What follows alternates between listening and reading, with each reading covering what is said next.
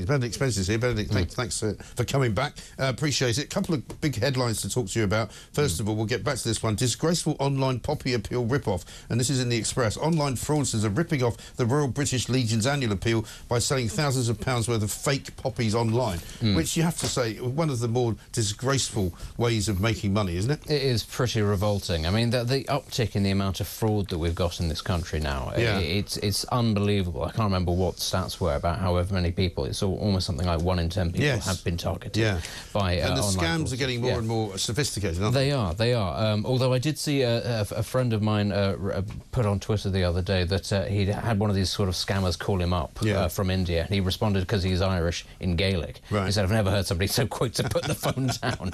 But you know, anybody in Wales, you get targeted by a scammer, go nuts, do that sort of thing. But honestly, this also though comes on the back of the revelations of the Royal British Legion. How much their directors earn. Yes, quite a lot more than everybody thought. Huge amount of money. And also the fact that they've been advertising for a diversity, equity and inclusion officer and about £70,000. I talked to Nigel Farage about this yesterday because he was saying how ridiculous it is that the wokists have now taken over the Royal British Legion. I mean, it's still an important organisation. People should still contribute to the veterans. However, a lot of people said to me yesterday, that's the last poppy I'm buying, you know, which is a shame because we don't need diversity and inclusion in the bloody Royal British Legion, do we? We don't. The whole point is that it sends people of all sort of backgrounds, all stripes, the British military, to do our dirty work overseas, to protect us, to look after us, and that these people need protection and help in their old age, and their families do as well. And I think, you know, that role, what is it, 68,000 or something like that per year.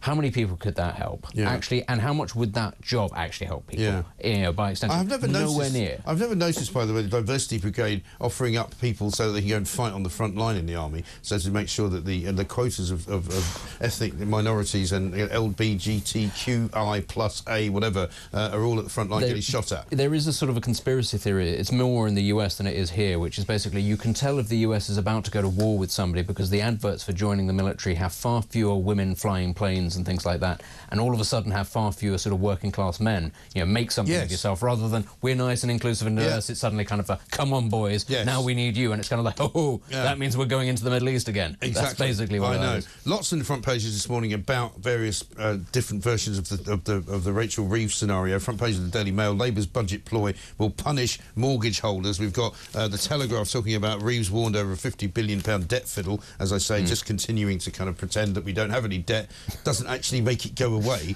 And the Times also talking about Reeves risks hurting pensioners.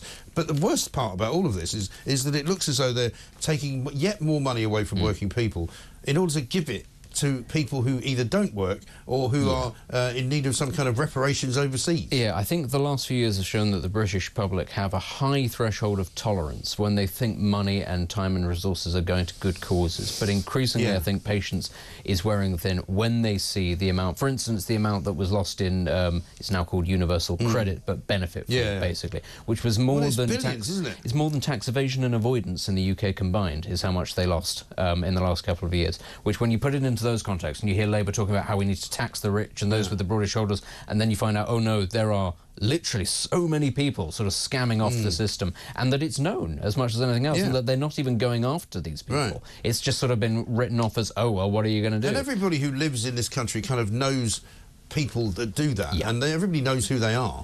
It's not difficult to tell. And it's, as you say, it's not difficult, but actually it clearly is, because they're not going to do it. And it's far easier to go after people who do pay legitimate tax and do have legitimate forms of income, because it's on the documents there, and they can go after it. It's far simpler to do. But at the same time, when you also have the sheer number of people who are coming to this country, not just illegally, because we talk about the illegal migration thing and how much they cost us, but actually over the last 2 years, 70% of legal migrants have ended up being net drains on the economy, not contributors. When you look at it in those terms and you're told, oh, but we need migration because it helps the economy, people are going, come on, you're not taking us for fools anymore. We know the reality. We can see these families of people moving in to work as delivery drivers or whatever it is, being put up in social housing. I mean, I can't remember who it was that published the graph showing the proportion of social housing in central London, the most expensive real estate in the world, that is given to people who are not born here. They just, they come here to work for a pittance, and they're given free housing, well, relatively, effectively free housing. And they also bring members of their family with them. They do, all of the dependents. a net drain on the business. Yeah, and to then turn around and go, oh, well, you people who have saved for your retirement, you people who planned properly,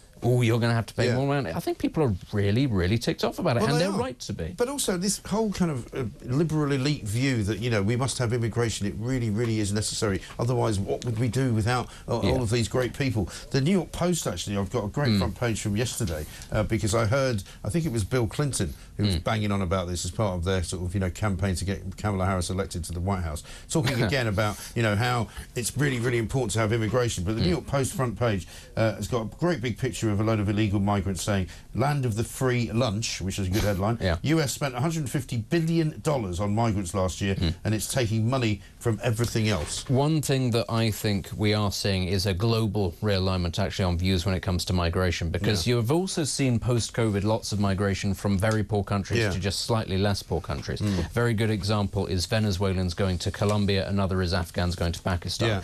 And the reaction of those people in those countries has been, no, deport them straight back. And the governments have. They do. And Haiti and which, I can't remember what their country, they have deported thousands of people, and there's no questions asked about human rights or anything like that. They just do it. The Pakistanis, I think, deported almost 1 million Afghans this year, and it's just a very straight up, well, we don't care where you go, but you can't stay here. And that's, and as I say, Colombia to Venezuela as well. Countries that have a different view, and we can't send them back because that would be cruel. But it's happening now in Europe. We see this with Giorgia Meloni, who, you know, everybody was saying when she was elected, she's a fascist, and now actually voters in Italy are going, she's not fascist enough. She doesn't go far enough. But in Germany as well, in Austria very recently, the idea of repatriating people who have no business being in their country and are leeching off the state is becoming far more mainstream. You can't just shout fascist indefinitely and think that people are just going to go, oh, well, if that person says it's fascist, best not do it. They've started doing it in America to Trump. You know, Hillary Clinton has been talking about how, you know, he actually worships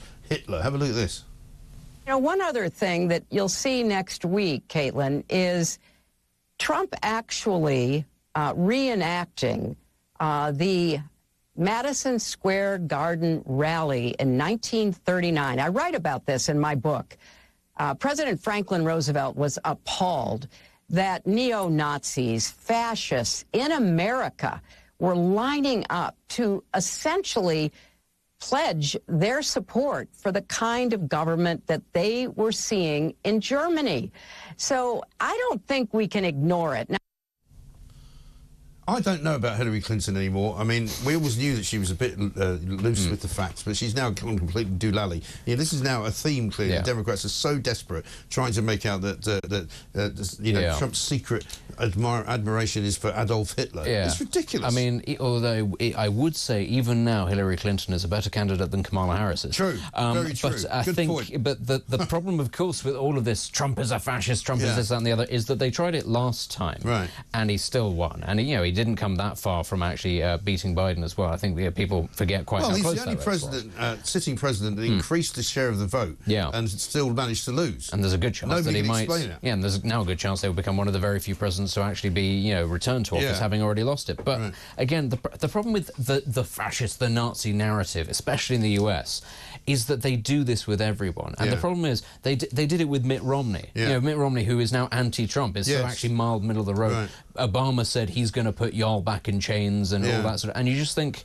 You can't really get away with calling Romney and John McCain before him and, you know, everybody who's slightly to the right of Che Guevara, you call them a fascist. Sooner or later, it just wears off.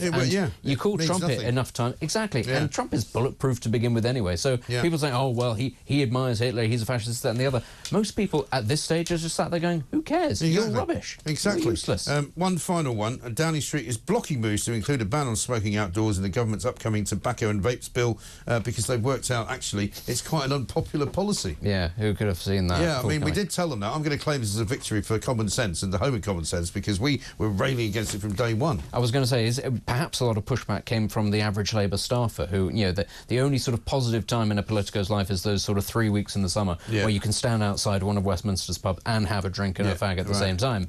Because apart from that, it's miserable being in London because it closes early and it's too expensive. That's the little bit of bliss that you get, are those summer days where you're allowed to smoke outside, and we're going to take that away. It would appear they've taken this to the hospitality industry as well. So that this will kill off even more pubs than you've already killed off with everything else that's been going on. It's great to see you.